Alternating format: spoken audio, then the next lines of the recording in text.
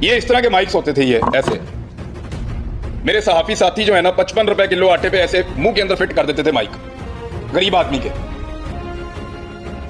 बताए नहीं कितने का आटा, वो बेचारा वो क्या कहेगा, महंगा है जी, 55 रुपए का भी महंगा है जी, और वाकई महंगा, 55 रुपए का महंगा ही है।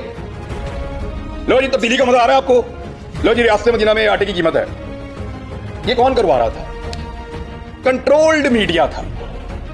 आज 155 रुपए का आटा कराची में मिल रहा है। सारे सहाफी वो वाले जिंदा, ये वाला माइक भी बिल्कुल ठीक है, और शहरी भी वहीं पे मौजूद हैं, दुकानदार भी वहीं पे हैं, चैनल्स भी वही हैं। आज कोई नहीं पूछता कि आटा महंगा हो गया या नहीं।